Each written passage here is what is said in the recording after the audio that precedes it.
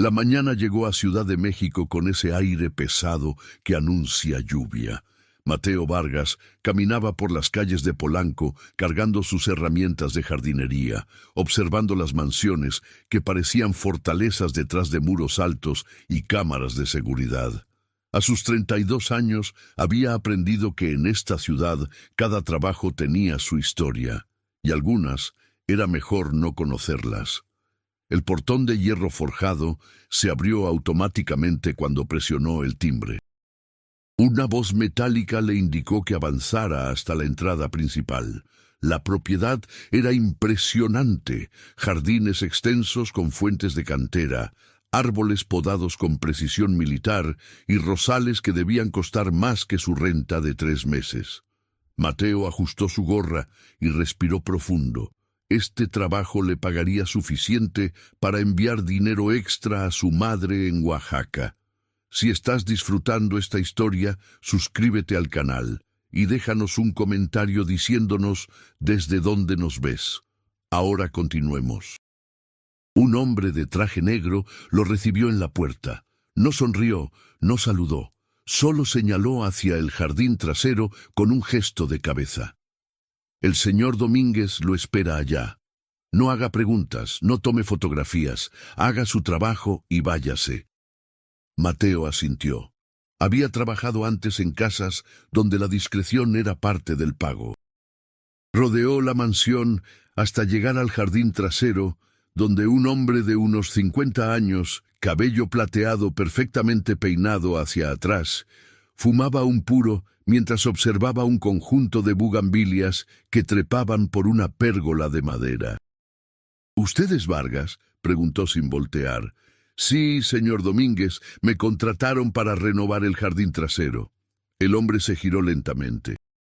Sus ojos eran oscuros, calculadores, del tipo que Mateo había visto en hombres que no necesitaban alzar la voz para dar miedo. Vestía un suéter de cachemira color vino y pantalones de vestir impecables. Todo en él gritaba poder y control. Me dijeron que eres bueno con las plantas, que tienes mano para hacer que crezcan donde otros fracasan. Aprendí de mi abuelo, señor. Él siempre decía que las plantas responden cuando uno las entiende. Domínguez sonrió apenas, una expresión que no llegó a sus ojos. Estas bugambilias están enfermas. Quiero que las salves o las reemplaces. Y ese rosal de allá, señaló hacia un rincón del jardín, lleva años sin florecer correctamente. Dicen que el problema está en las raíces. Excava lo que sea necesario. Entendido. ¿Hay alguna zona del jardín que no deba tocar? No. Haz lo que tengas que hacer. Ignacio te traerá agua y lo que necesites. Durante las siguientes 3 horas, Mateo trabajó bajo el sol que finalmente había vencido a las nubes. Las bugambilias tenían una plaga de araña roja y exceso de humedad en las raíces. Comenzó a podarlas con cuidado, aplicando tratamiento y preparando un nuevo sistema de drenaje. El rosal requería más trabajo. Estaba plantado en un área donde el suelo parecía compactado, casi como concreto. Ignacio, el hombre de traje negro, apareció ocasionalmente para observarlo en silencio. Mateo lo ignoraba, concentrado en su trabajo. Había cavado casi medio metro alrededor del rosal cuando su pala golpeó algo que no era piedra ni raíz. Sonó metálico, hueco. Se detuvo. El sudor le corría por la espalda. Miró hacia la casa. Domínguez estaba sentado en la terraza, hablando por teléfono, pero su mirada ocasionalmente se desviaba hacia el jardín.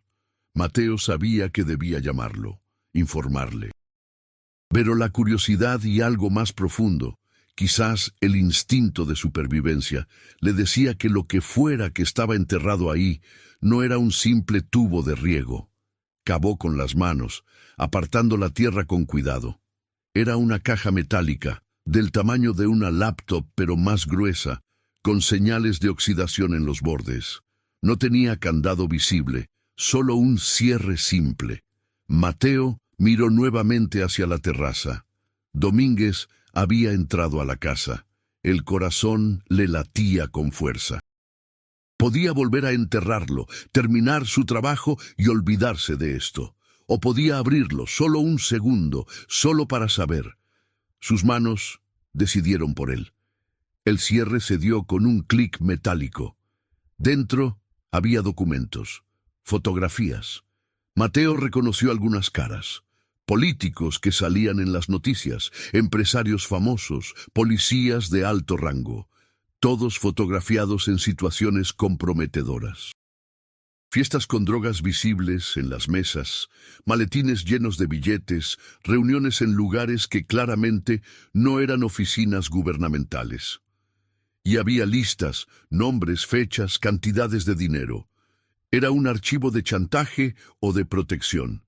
Quizás ambas cosas. Mateo Vargas, de Oaxaca, 32 años, madre viuda, hermana estudiando en la universidad. La voz de Domínguez sonó justo detrás de él. Mateo dejó caer la caja. Se giró lentamente. El hombre estaba a 3 metros de distancia, las manos en los bolsillos, la expresión completamente calmada. Ignacio estaba a su lado, y esta vez Mateo notó el bulto bajo su saco. Una pistola. Señor Domínguez, lo siento. La pala golpeó esto y decidiste abrirlo. Domínguez caminó hacia él con pasos medidos. Es curiosidad natural, supongo. Un hombre encuentra algo enterrado y quiere saber qué es. No vi nada, señor. Puedo irme ahora mismo y olvidar que esto existió. Domínguez se agachó, recogió la caja y la cerró con cuidado. La sostuvo en sus manos como si fuera algo precioso. ¿Sabes qué hay en esta caja, Mateo? No, señor. Seguro. Es mi seguro de vida. Y el de muchas personas importantes. Se levantó, mirándolo directamente a los ojos. El problema es que ahora tú también lo sabes. El silencio que siguió fue peor que cualquier amenaza. Mateo sintió que sus piernas temblaban. Pensó en su madre, en su hermana Lucía que estaba a punto de graduarse como enfermera. Pensó en lo estúpido que había sido.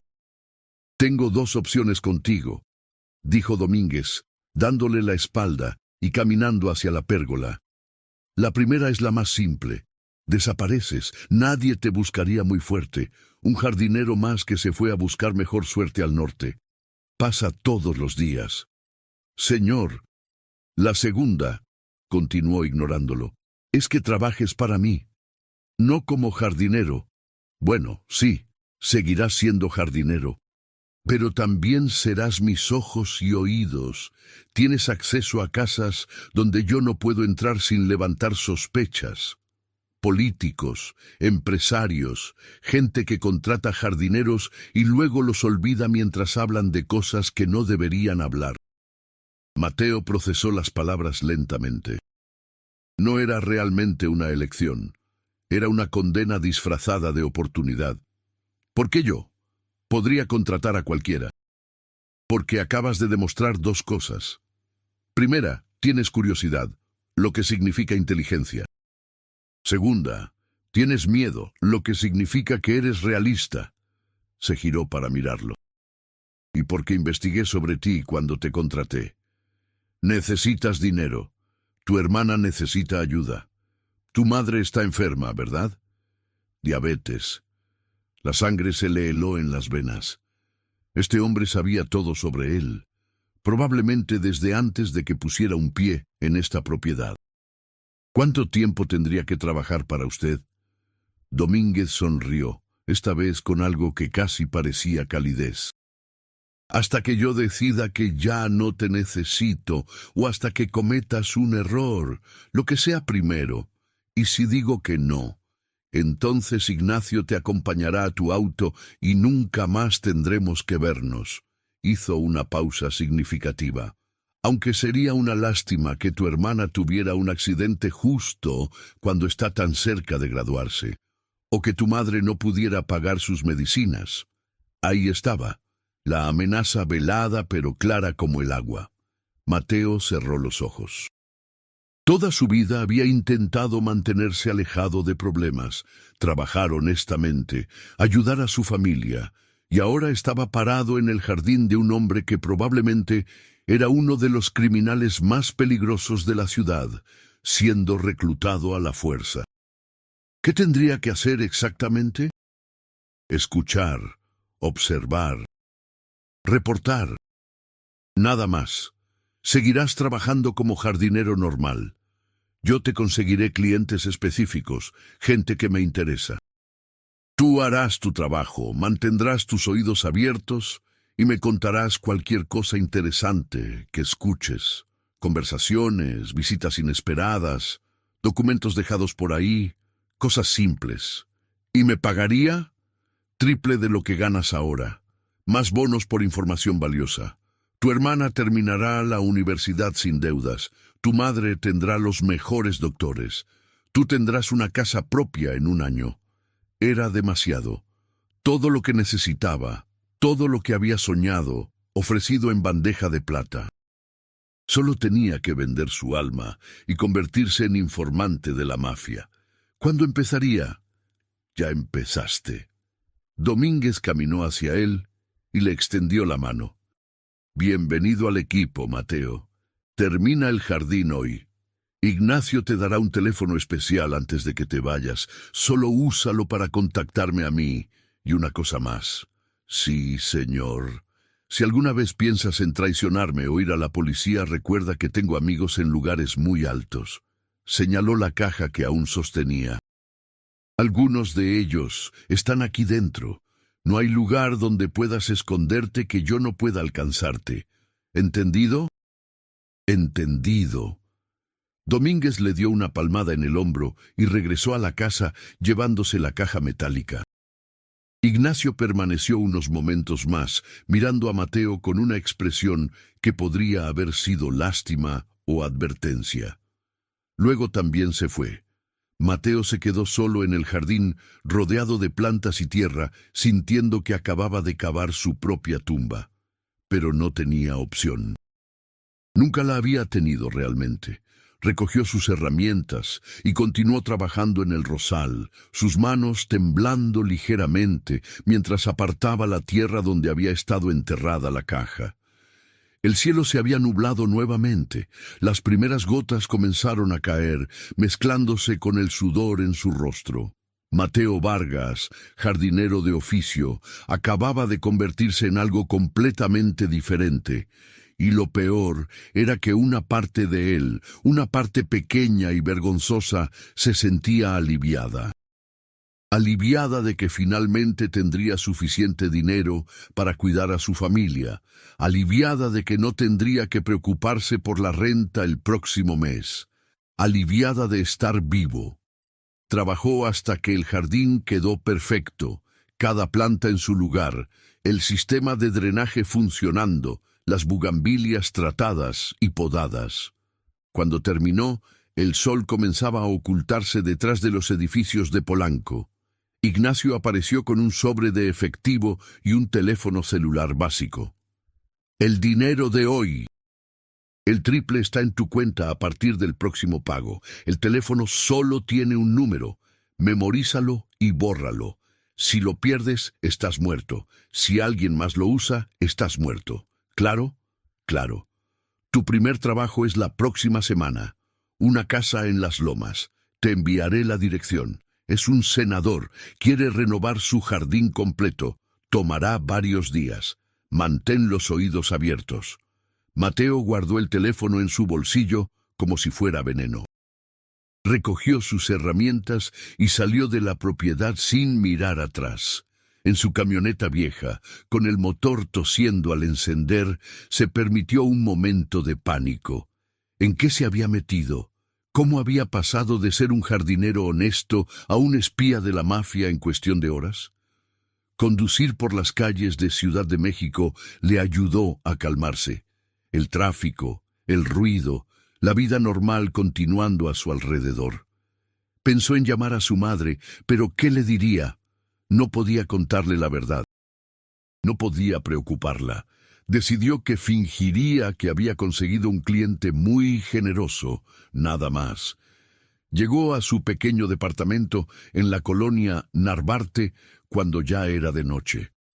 El edificio viejo, las escaleras con mosaicos rotos, su puerta que necesitaba una mano de pintura. Todo le pareció más frágil ahora, más vulnerable.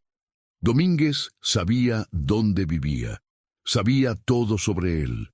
Se duchó, tratando de lavar el día de su piel. No funcionó. La sensación de suciedad venía Cuando salió, de adentro. Verificó el teléfono que Ignacio le había dado. Tenía un mensaje de texto. Bienvenido, sé inteligente y vivirás bien.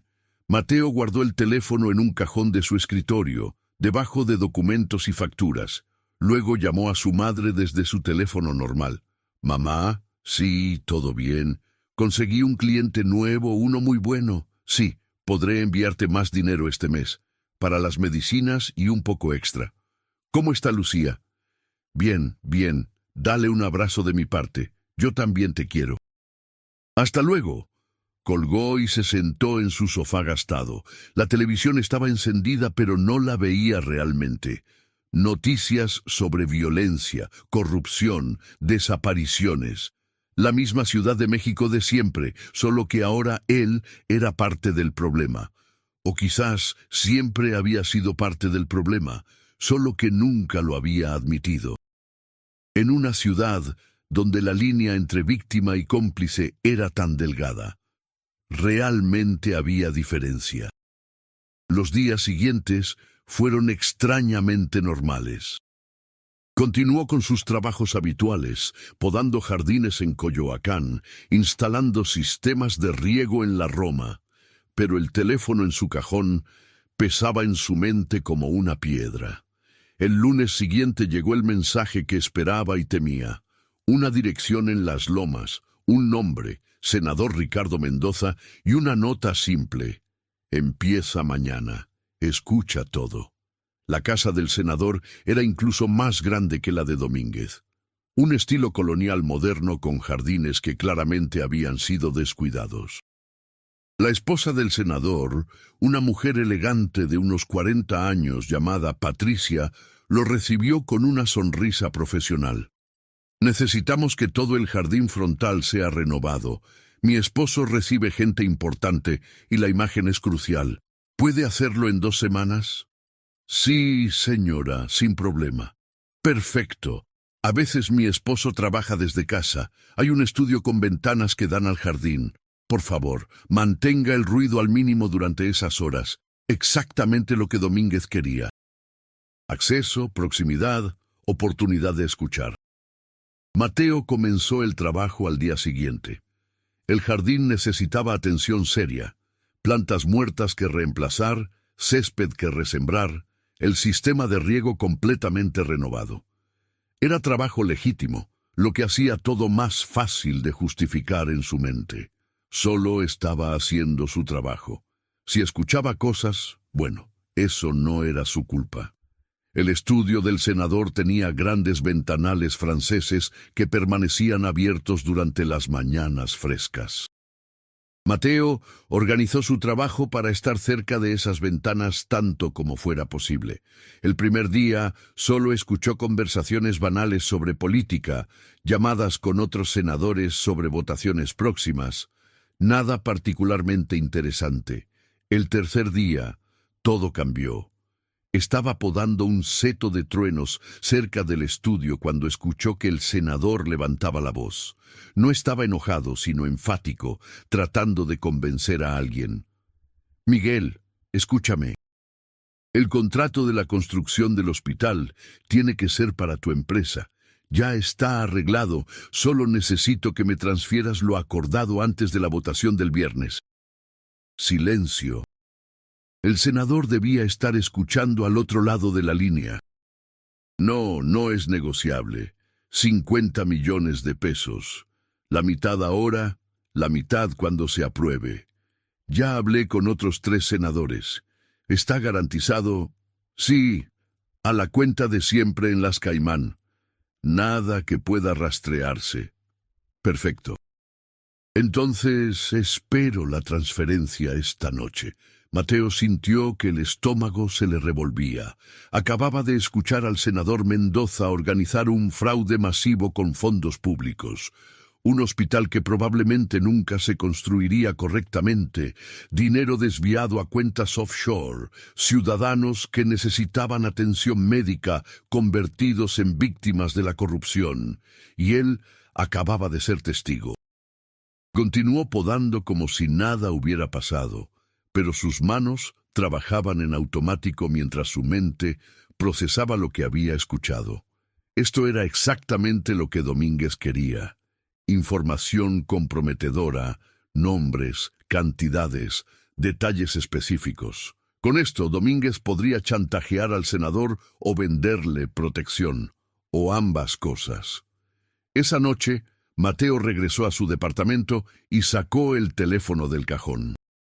Sus dedos temblaban mientras escribía el mensaje. Senador M, arreglando contrato hospital, 50 millones a cuenta Caimán. Votación viernes. Contacto nombre Miguel. La respuesta llegó en segundos. Excelente trabajo. Sigue así. Y así comenzó la verdadera rutina.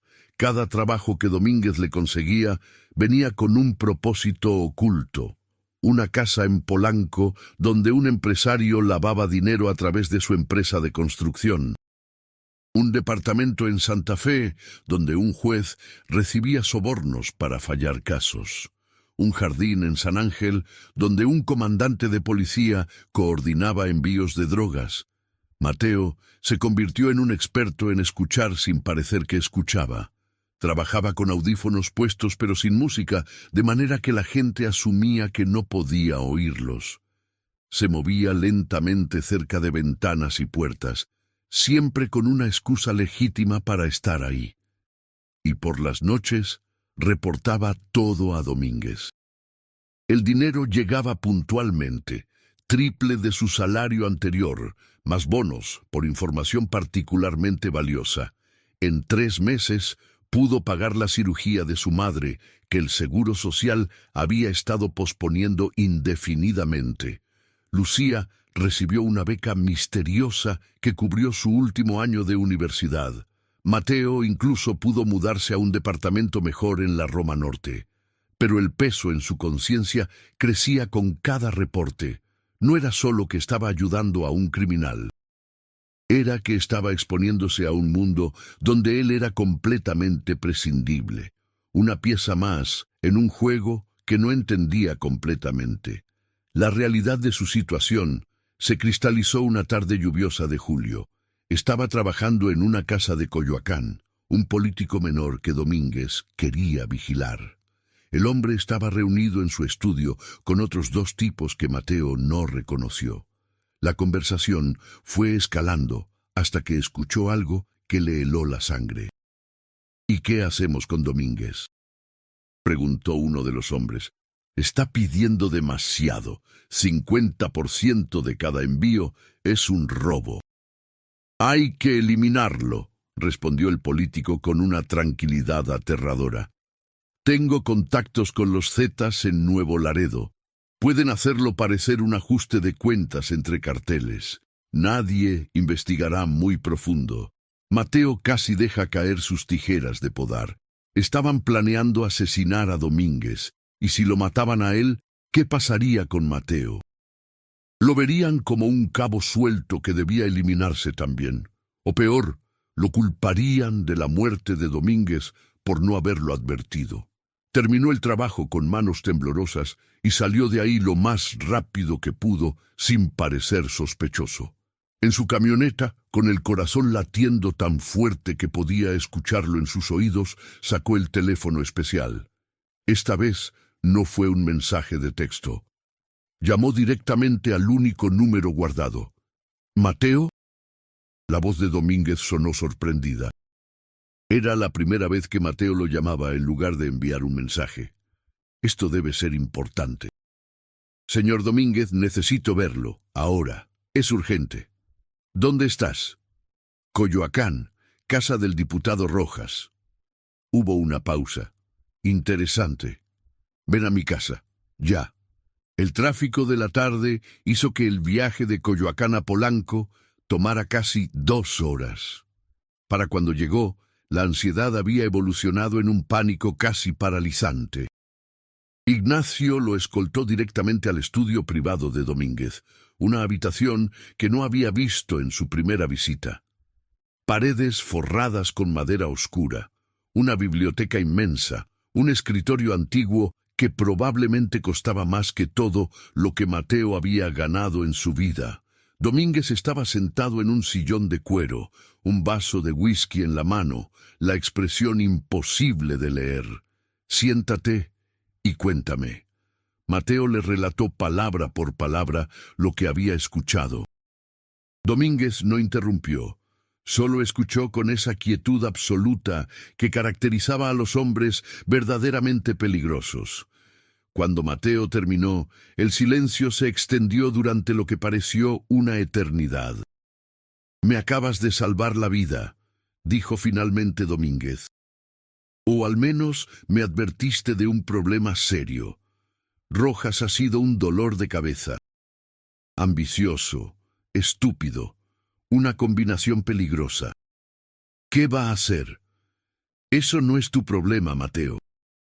Tu problema es seguir haciendo tu trabajo y mantenerme informado». Se levantó y se acercó a una caja fuerte empotrada en la pared. La abrió y sacó un fajo de billetes. 50,000 pesos. Bono por información crítica. Mateo miró el dinero, pero no lo tomó inmediatamente. «Señor Domínguez, ¿qué me pasará a mí si algo le sucede a usted?» La pregunta pareció divertir a Domínguez. «¿Preocupado por tu futuro?» «Inteligente. Si algo me pasa, Ignacio tiene instrucciones. Tu familia estará protegida si has sido leal. Si no lo has sido, bueno, digamos que mis amigos tienen memoria larga. He sido leal, lo sé. Por eso sigues vivo, y tu madre tiene los mejores doctores». Le extendió el dinero. «Toma esto y relájate. Rojas no será problema por mucho tiempo». No quiso saber qué significaba eso. Tomó el dinero, agradeció, y salió de ahí con la sensación de haber cruzado un umbral del que no había retorno. Ya no era solo un informante pasivo. Había participado activamente en algo que probablemente terminaría en violencia. 3 días después, las noticias reportaron que el diputado Rojas había sido encontrado muerto en su auto, aparentemente víctima de un asalto que salió mal. La policía dijo que probablemente había resistido y los ladrones lo mataron. Caso cerrado en 24 horas. Mateo vio las noticias en su departamento, el estómago revuelto. Conocía la verdad. No había sido un asalto. Había sido una ejecución ordenada por Domínguez, y él, Mateo Vargas, jardinero de Oaxaca, había proporcionado la información que la hizo posible. Era cómplice de asesinato. Esa noche no durmió. Se quedó sentado en su sofá, mirando la ciudad por la ventana, las luces de millones de personas viviendo sus vidas sin saber las cosas terribles que pasaban en las sombras. Pensó en renunciar, en huir, en ir a la policía. Pero sabía que cualquiera de esas opciones terminaría con él muerto, y probablemente su familia también. Estaba atrapado, completamente, irrevocablemente, atrapado en una red de corrupción y violencia de la que no había escape. Y lo peor era que una parte de él, esa parte oscura que todos tenemos pero que pocos admiten, había encontrado cierta satisfacción en el poder. El poder de saber secretos, el poder de influir en eventos importantes, el poder que venía con ser parte del círculo interno de Domínguez. Los meses siguientes fueron una espiral descendente disfrazada de éxito ascendente. Su negocio de jardinería crecía.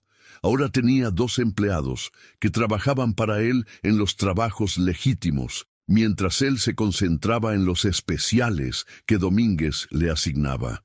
Lucía se graduó con honores y consiguió trabajo en un hospital privado. Su madre estaba mejor que nunca, con tratamiento de primer nivel. Mateo compró una casa pequeña en La Condesa, algo que nunca había soñado posible. Desde afuera era una historia de éxito. Un jardinero humilde que trabajó duro y prosperó. Desde dentro era una pesadilla de la que no podía despertar. El punto de quiebre llegó en octubre. Domínguez lo llamó a su casa para una reunión. Cuando Mateo llegó, había otra persona en el estudio, una mujer joven, quizás 25 años, con expresión aterrorizada. «Mateo, ella es Sofía», dijo Domínguez con tono casual. «Sofía cometió un error. Trabajaba para mí como contadora y decidió robar. $500,000. Se volvió hacia la mujer. «¿No es cierto, Sofía?». La mujer sollozaba, incapaz de hablar. Mateo sintió un nudo en el estómago. ¿Por qué lo había llamado para esto? «Señor Domínguez, yo no entiendo». «Necesito que entiendas algo importante, Mateo. La lealtad no es opcional, es obligatoria». Sacó una pistola de un cajón de su escritorio y la puso sobre la mesa. «Sofía va a desaparecer. Y necesito que veas lo que pasa cuando alguien me traiciona, para que nunca se te ocurra hacer lo mismo». Mateo sintió que el aire se le escapaba de los pulmones. «No necesito ver esto, señor. Entiendo. Soy leal». «No, no entiendes. Pero vas a entender». Domínguez hizo un gesto a Ignacio, que había estado esperando en un rincón. El hombre se acercó a Sofía. «Llévala al sótano». Los gritos de la mujer resonaron en el pasillo, mientras Ignacio la arrastraba fuera del estudio. Domínguez se sirvió whisky, completamente imperturbable. «No voy a matarla personalmente, si eso te preocupa. Tengo gente para eso. Pero quiero que estés presente cuando suceda. Quiero que veas lo que hacemos con los traidores». «No puedo hacer eso». «Por favor, señor Domínguez». La mirada que Domínguez le dirigió fue glacial. «¿Crees que tienes opción? Eres parte de esto, Mateo. Ya no eres un jardinero inocente, eres parte de mi organización. Y en mi organización, cuando hay que dar un mensaje, todos participan. Asegura lealtad, asegura silencio, porque si hablas, admites tu propia participación». Mateo se levantó, las piernas temblándole. «No voy a ver cómo mata a alguien. No puedo». «Entonces tendremos un problema. Un problema que se extenderá a tu madre, a tu hermana, a todos los que amas». Domínguez se levantó también, acercándose. «Escúchame bien, esto no es negociable. Bajarás a ese sótano, verás lo que pasa y te irás a casa. O te convertirás en el próximo que baja las escaleras. ¿Entendido?». No había salida, nunca la había habido. Mateo asintió, derrotado, y siguió a Domínguez hacia el sótano de la mansión. Lo que vio ahí esa noche lo perseguiría por el resto de su vida. No era solo la violencia, aunque esa fue suficientemente horrible. Era la frialdad, la eficiencia, la forma en que Ignacio y 2 hombres más trataban el asesinato como un trabajo rutinario. Sofía rogó, lloró, ofreció devolver el dinero, juró que nunca diría nada. Nada importó. La mataron de un disparo en la cabeza y la envolvieron en plástico como si fuera basura. Mateo vomitó en una esquina del sótano. Domínguez le puso una mano en el hombro. «Ahora entiendes, ¿verdad? Todos estamos atados. Todos somos cómplices. No hay inocentes aquí, solo sobrevivientes». Cuando Mateo salió de esa casa, era un hombre diferente. Algo fundamental se había roto dentro de él. Condujo sin rumbo durante horas, las calles de Ciudad de México borrándose en una niebla de lágrimas y horror. ¿Cómo había llegado a esto? ¿Cuándo exactamente había dejado de ser víctima y se había convertido en perpetrador? La respuesta llegó con claridad brutal, desde el momento en que abrió esa caja metálica en el jardín de Domínguez. Ese había sido el momento. Todo lo demás había sido consecuencia inevitable. Los días siguientes fueron mecánicos. Hacía su trabajo, reportaba información, cobraba su dinero. Pero algo había cambiado. Por primera vez, desde que todo comenzó, Mateo empezó a buscar una salida.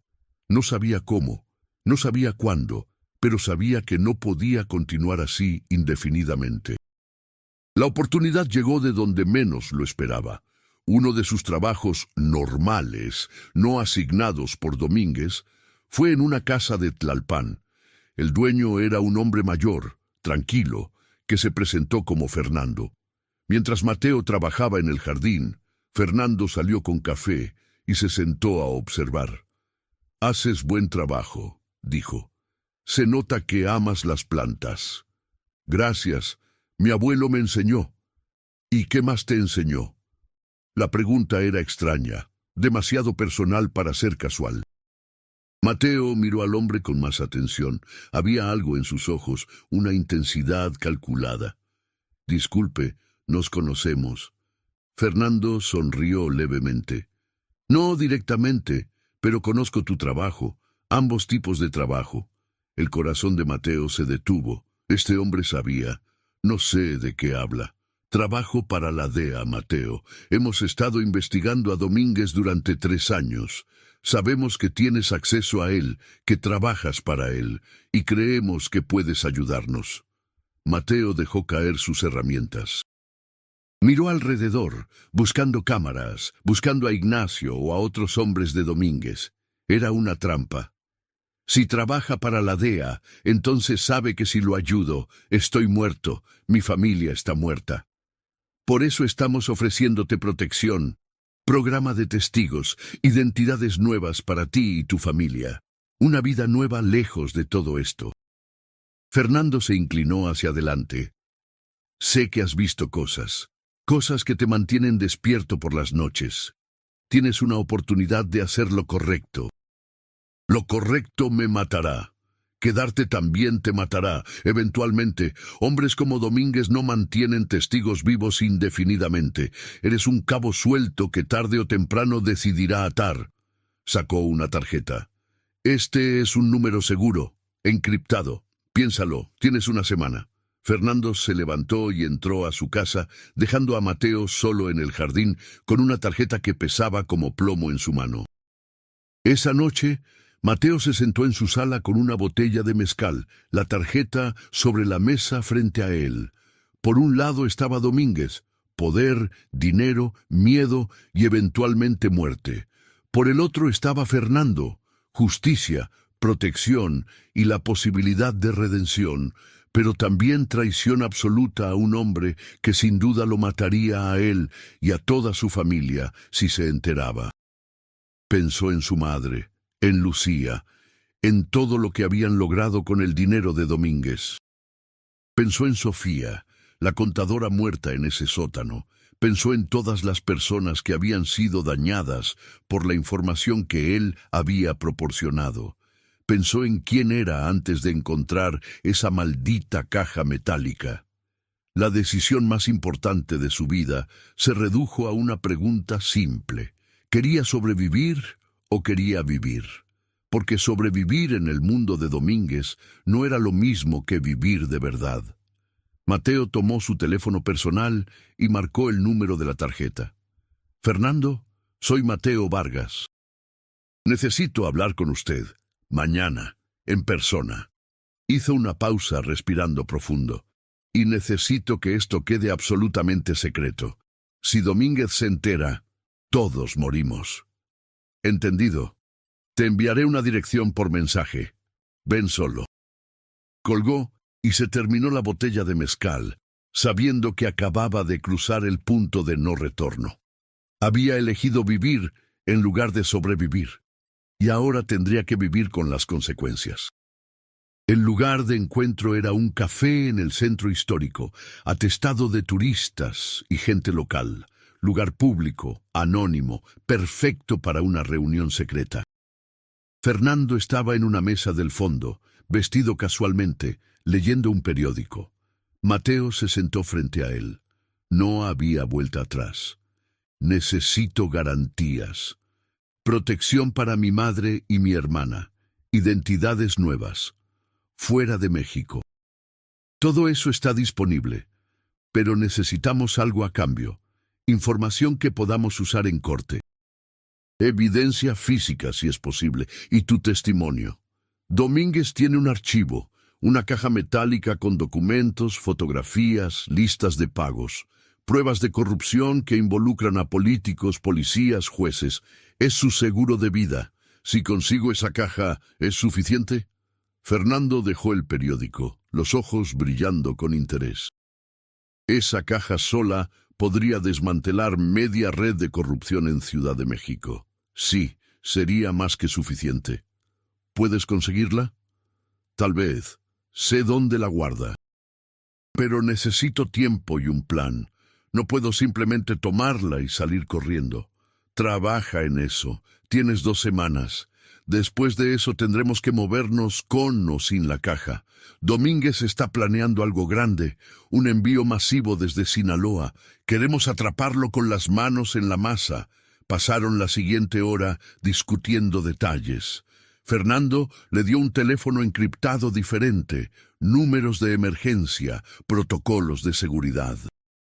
Cuando Mateo salió del café, sintió como si llevara 2 vidas paralelas, la del informante de Domínguez y la del informante contra Domínguez. Eventualmente, esas 2 líneas colisionarían con consecuencias explosivas. Los días siguientes fueron los más estresantes de su vida. Continuó trabajando para Domínguez, reportando información, actuando con normalidad. Pero mentalmente estaba planeando cada movimiento necesario para robar esa caja. El problema era el acceso. Domínguez la guardaba en su estudio privado, en una caja fuerte empotrada en la pared. Mateo necesitaba la combinación, tiempo a solas en el estudio, y una forma de salir de la propiedad sin levantar sospechas. La oportunidad llegó cuando Domínguez le pidió que hiciera mantenimiento urgente en el sistema de riego del jardín trasero. Había una fuga que amenazaba con inundar parte de la propiedad. Mateo llegó un jueves por la tarde con sus herramientas, sabiendo que esta podría ser su única oportunidad. Mientras trabajaba en el jardín, observó los movimientos en la casa. Domínguez estaba reunido en el comedor con varios hombres, discutiendo negocios. Ignacio estaba con ellos. El servicio doméstico iba y venía con comida y bebidas. La casa estaba activa, pero con todos concentrados en una zona. Mateo esperó su momento. Fingió que necesitaba verificar las tuberías que corrían bajo el estudio de Domínguez. Entró a la casa por una puerta lateral, herramientas en mano, moviéndose con la confianza de alguien que pertenece ahí. Nadie lo detuvo. Era parte del mobiliario, invisible en su rol de trabajador. Llegó al estudio. La puerta estaba entreabierta. Escuchó voces que venían del comedor, a cierta distancia. Calculó que tenía tal vez 10 minutos antes de que alguien lo buscara o notara su ausencia.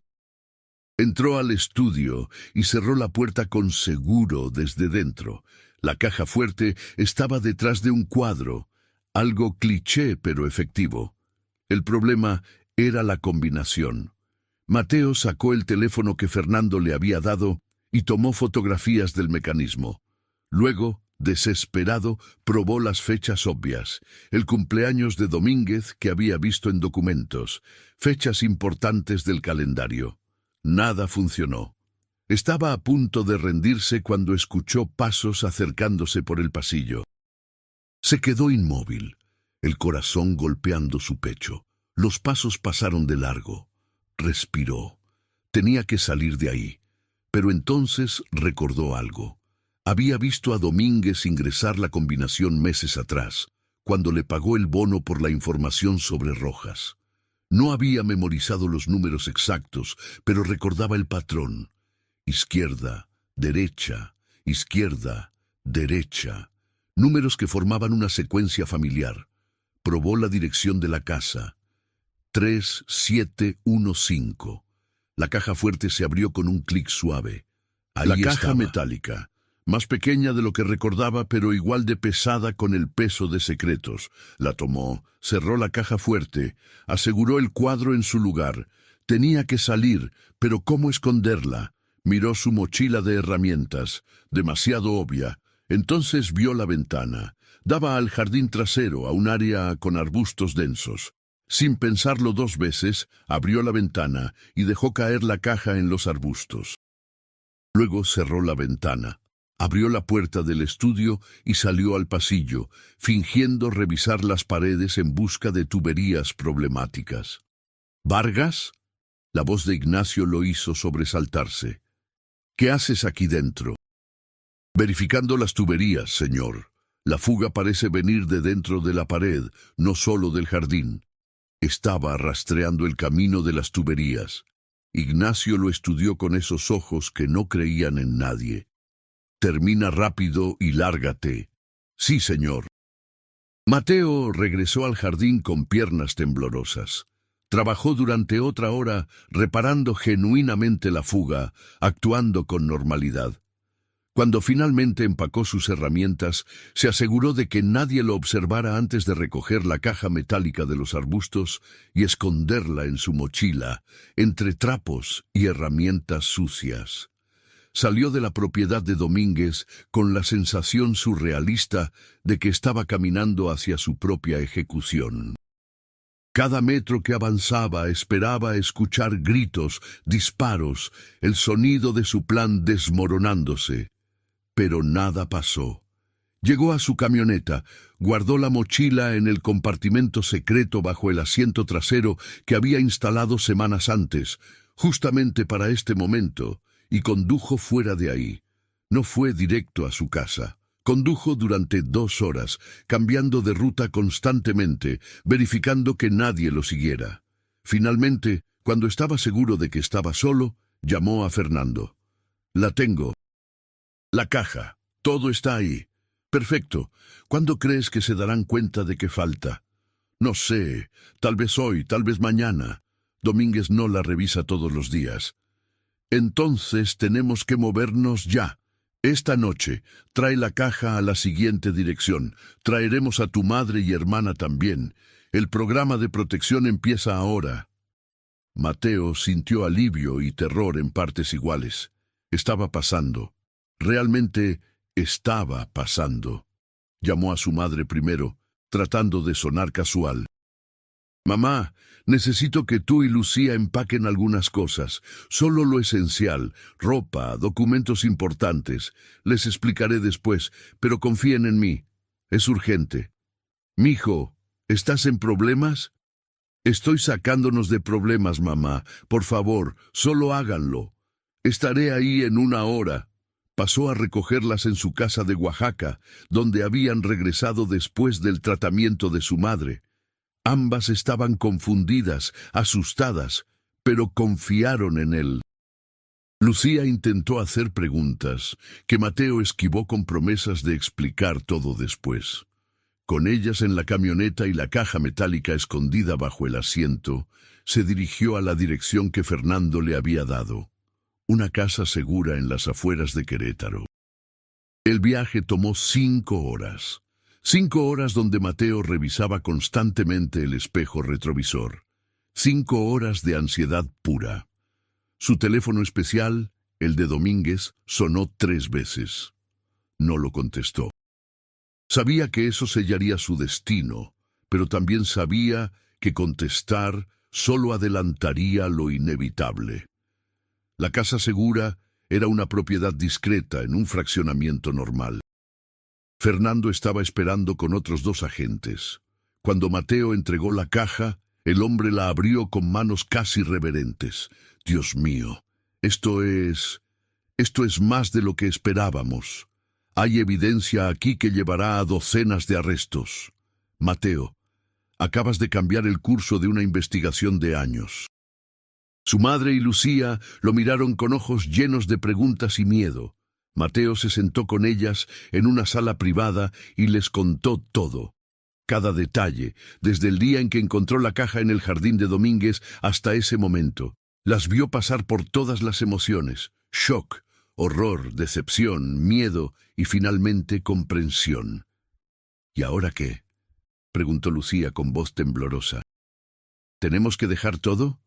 ¿Nuestras vidas, nuestros trabajos, todo? Sí, pero estaremos vivos y libres. Mateo tomó las manos de ambas. Lo siento, siento haberlas metido en esto, siento todas las decisiones que los llevaron aquí, pero ahora tenemos una oportunidad de empezar de nuevo.